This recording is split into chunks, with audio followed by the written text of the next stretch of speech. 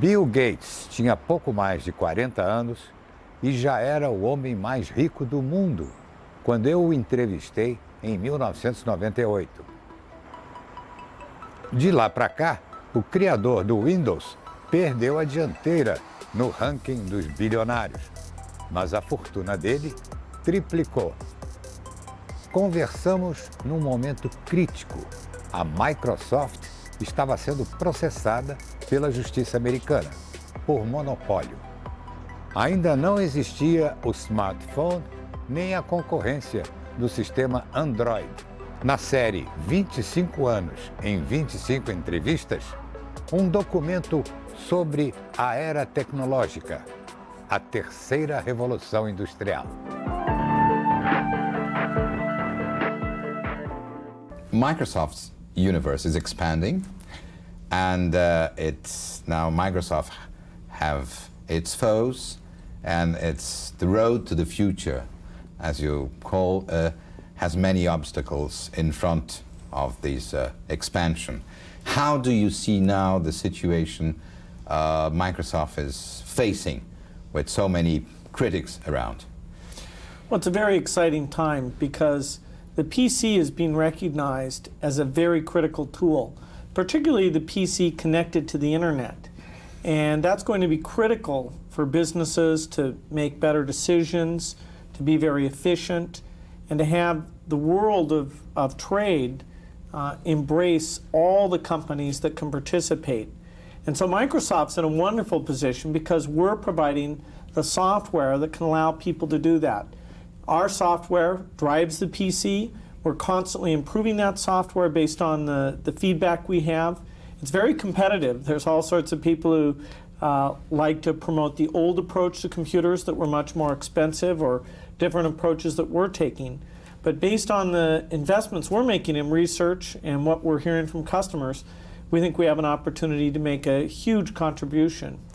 You don't see, for instance, this browser controversy, for instance, you're relating to the internet, you don't see it as a threat or a future monopoly of information or anything of the kind?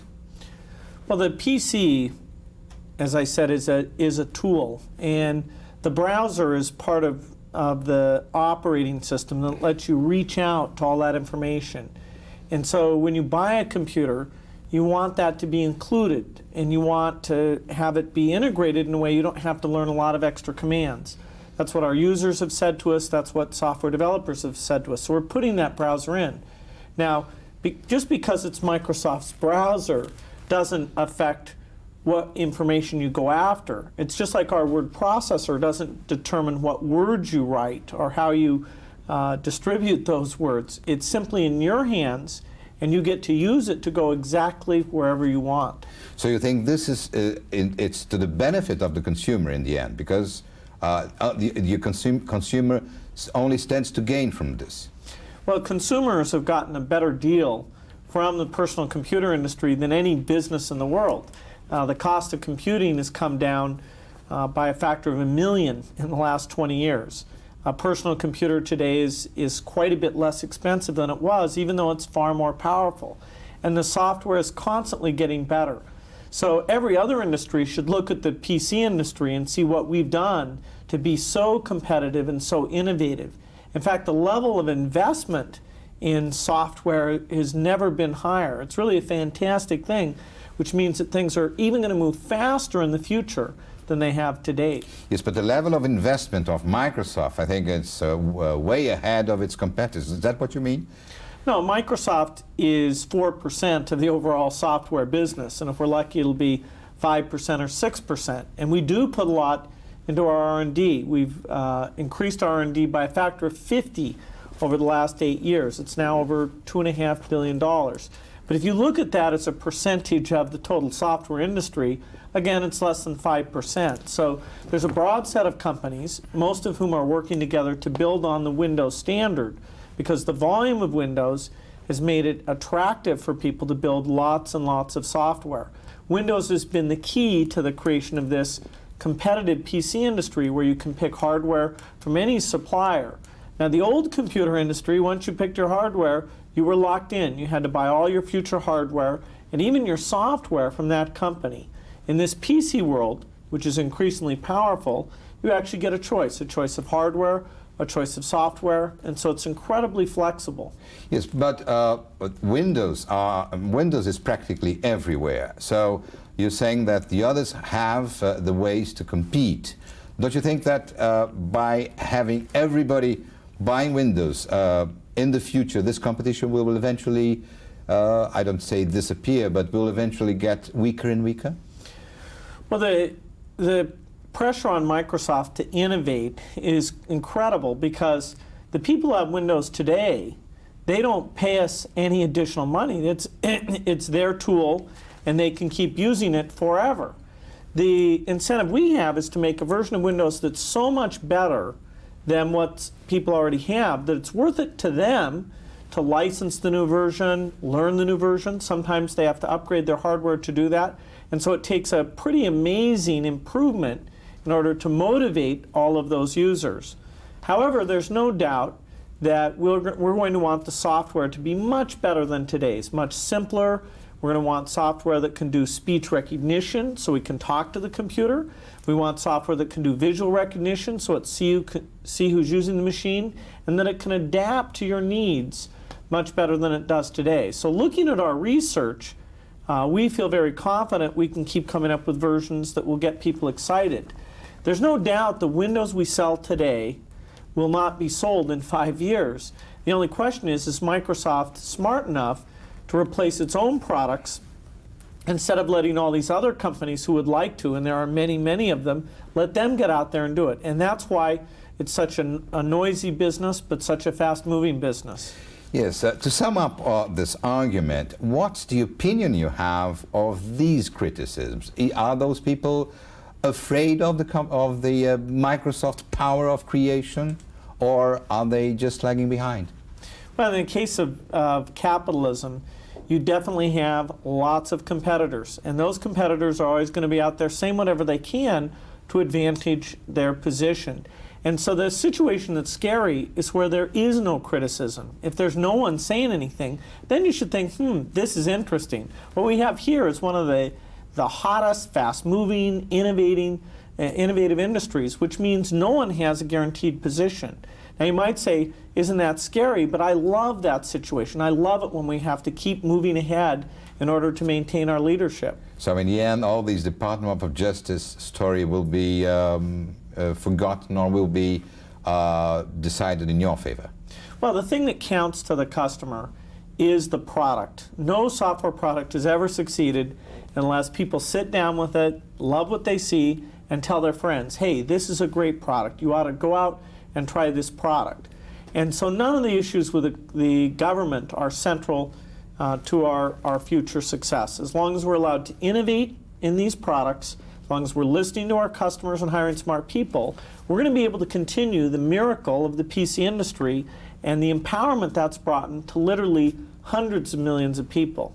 Yes, you mentioned a little while ago, you mentioned talking to the computer and developing many other ways of, I mean, the road to the future. That's what you meant by that, which is absolutely fascinating.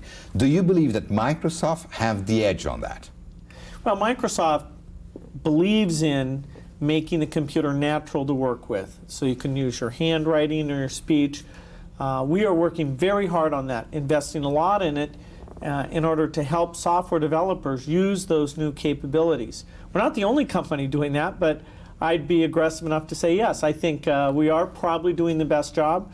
Where we have a lot more work to do. Speech recognition is not done yet, and it won't be for another 3 to 5 years where the accuracy will be so good that I think everybody will want to use it. But we're hard at work.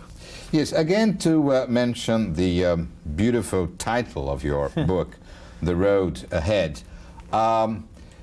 Education is a fundamental part of this vision of the future.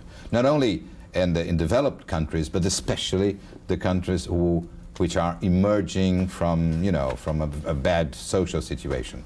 Now, how do you see the computer and in this so socially bad world? I mean, this world that is so has such a large difference between rich and poor? Well, the computer is going to be key for all the businesses in the country, and using technology will allow countries to have world-class companies. And so, first of all, you've got to make sure your economy is strong, so it's creating those jobs. The best long-term investment is to make sure that the people coming out of schools have had the chance to use the computer, that they're very comfortable with it. It's been something that has helped them pursue what they're interested in, and so that as they move into the job market, they're really pushing the companies to do the best job with these machines. Now, it's a very tough problem where you have limited resources. You can't overnight get computers into all the schools and train all the teachers and make all those network hookups.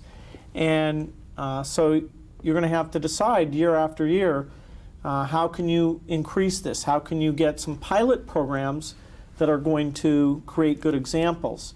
Microsoft is very excited about the project Brazil's undertaken, the MEC project, where in the first phase they're going to get 6,000 schools with 100,000 computers and really learn how does that fit in, what is the impact of that. We think that is a great first step to spreading computer accessibility to the entire country over time. You have visited Brazil 4 times, I believe. That's right. And the 5th time is on the way, I mean, very shortly, I think. How do you see in the Brazil you know, is this feasible? I mean, this goal can be achieved in a relatively short time. Well, I think to really get technology out in all the schools might take as much as 10 years.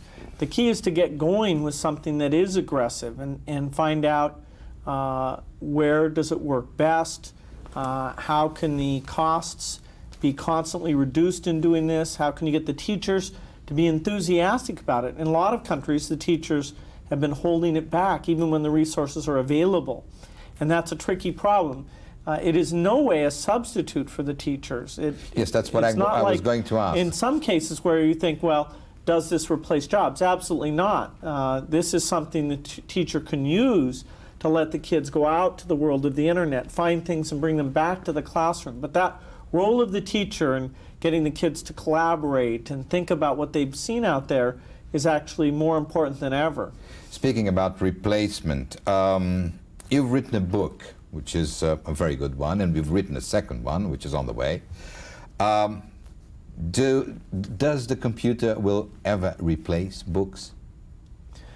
Well, the computer screen today is not good enough that you want to read a long book off of it. The only time you might make that change is if your computer screen was like a tablet of paper where you could see very high resolution and just carry it around, take it to bed, sit in a chair.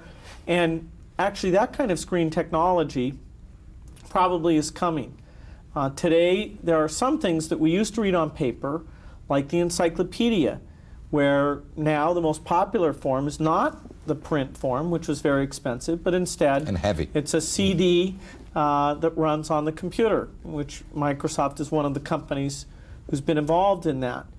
Now, the next thing to go away will be paper forms that you have to fill out all these things and you're filling out redundant information. Those will go away and we'll use a computer screen for those things. And that can happen fairly rapidly. But in terms of reading the newspaper or books, we're going to have much cheaper devices and much better screens before that's possible. So that'll be quite a ways into the future. In no way does that reduce the importance of the author or the newspaper journalist. It's simply a way of doing it that uses less paper. Well, having such a huge amount of resources in research, why do Microsoft buy other companies, even competitors, and help other companies by buying their stock? What's the philosophy behind this expansion? Well, about 90% of the new things we do by simply hiring people and doing the development ourselves in the company. But particularly with the pace of the industry that the internet has set off, where things are moving faster than ever before. There have been some cases where we've said the best way to do it is to join up with some entrepreneurs who've started another company. So in the last year, I think there have been about 6 companies that we've bought and then integrated them into our development process.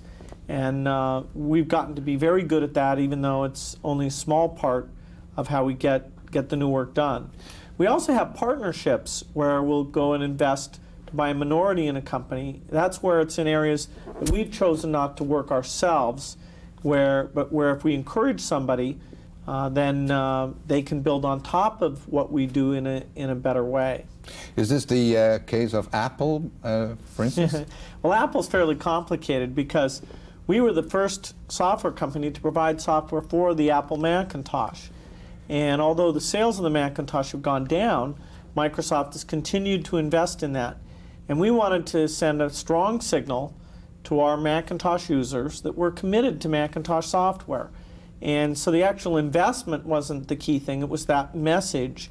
We've also delivered a new version of the Office software on the Macintosh in the last few months that has gotten a very, very positive review. And that's the kind of thing we can do. We can keep doing software, Office, Internet Explorer, and it helps Mac users, many of whom also own PCs, and so they like the idea they can move their files back and forth between them. Now, going back to the future and this extraordinary vision of future that you must have, perhaps you have a keener vision of future than everybody else, anybody else.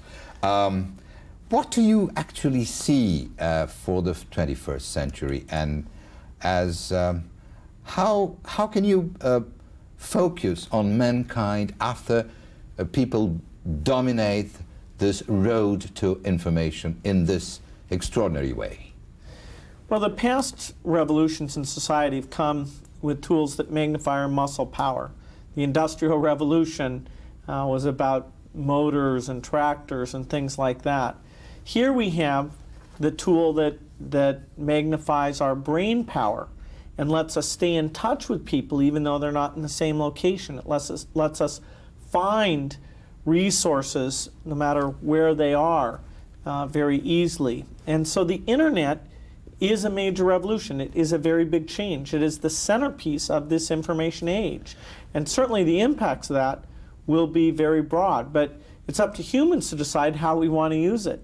Do you believe that the differences in culture will eventually change or disappear or will not count? No, I doubt that very much. In fact, when I walk the hallways of Microsoft, I can see that people at Microsoft who come from different countries are using the internet to get out and listen to radio programs from their country. You know, I hear radio programs from India or Israel or Brazil or all the different places. Or you can send electronic mail to your friends and relatives who are back in your home country. So the ability to reach out and pursue your cultural interests is greatly improved by the internet. Just because we all watch TV, we all use the telephone, doesn't mean we have the same interests. And so we'll take this and use it as a tool for cultural interests. You spoke about the corridors of Microsoft. Do you have this soft spot for young people around you? I mean, mainly you have young people as staffers? Well, Microsoft does hire a lot of its people right out of college, and that's worked very well for us because of the energy and open-mindedness they bring to the job. However, we're willing to hire smart people no matter where they are, no matter what age they are or where we can find them. The company, throughout its history, has always been in a hiring mode where we're out there looking for the best people to come contribute to our projects. In fact, that's been the key limit to expanding our R&D, because I've been glad to put more money into it, but I don't want to do it unless we stick very carefully to the top people. Well, we've come to the money issue. Of course, how it feels, I mean, being the richest man in the world and all the stories, you have heard so many questions about that. But does that give you a feeling of power or responsibility for really changing things, or what do you feel about being so powerful in the capitalistic world? What I own is a little over 20% of Microsoft, and today, with Microsoft's success, that is worth a great deal. And so I really have two special responsibilities. The first is to make sure that Microsoft continues to contribute to the software industry and to users of computers in general. With the personal computer, we made a huge contribution, but there's a lot more the company needs to do, and as the leader, I have to take responsibility for that. The second thing is that as I'm getting older, I've chosen to take this wealth and give it back to society instead of passing it along in large measure to my children. Now, everybody has that choice, but I've made my choice, and that means that I will need to be as smart about finding causes that can really have a positive impact as I have been about creating a company that has generated that wealth.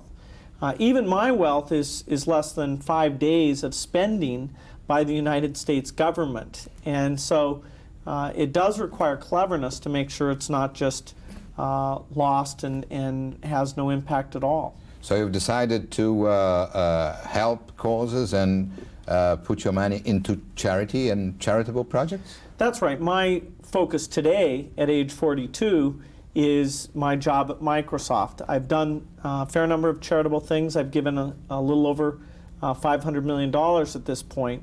But the bulk of my focus on that will come as I'm older, particularly as I'm in my 60s or 70s. I think I'll put a lot of my attention into this giving back. Anything that Bill Gates wants to do and feels that cannot do right now? Well, certainly I'm always sitting down with our research people, challenging them in areas like letting the computer be easier to use.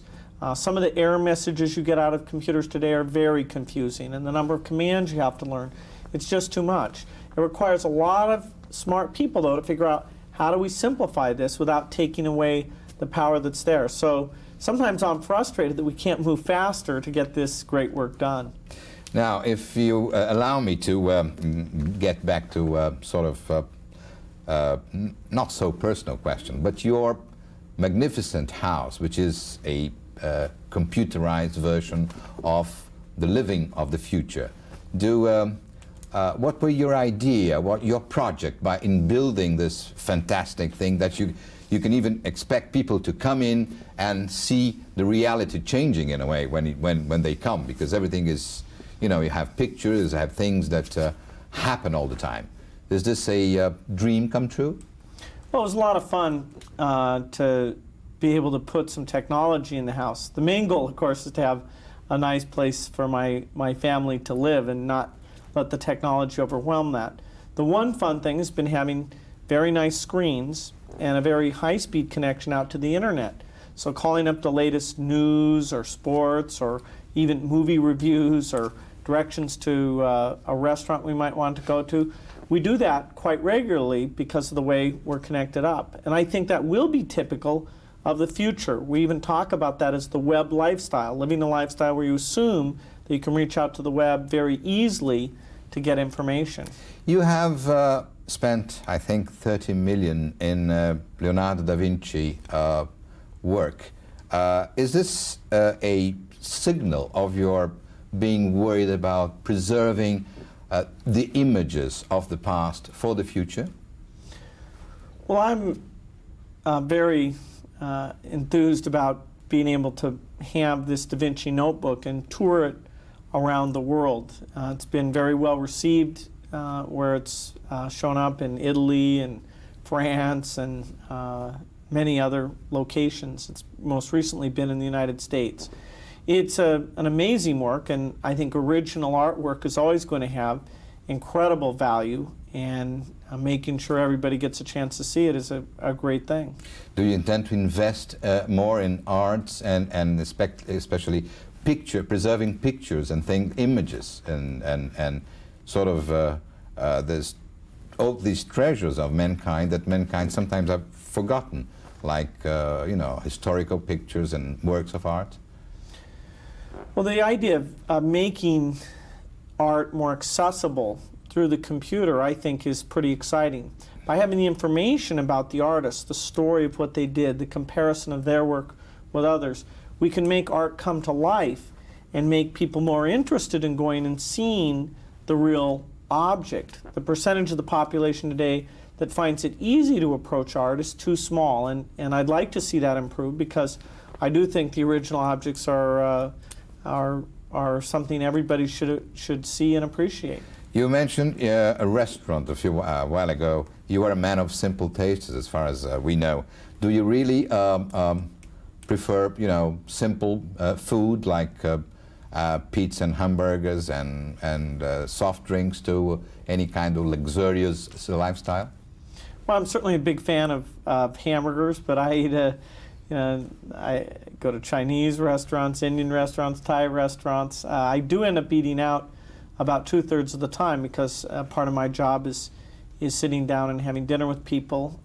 But more and more, particularly with a young child, I am getting home, and when we eat at home, we eat hamburgers or the same stuff that everybody else does. Well, Bill Gates, thank you very much for your interview and for your presence here with us. Thank you.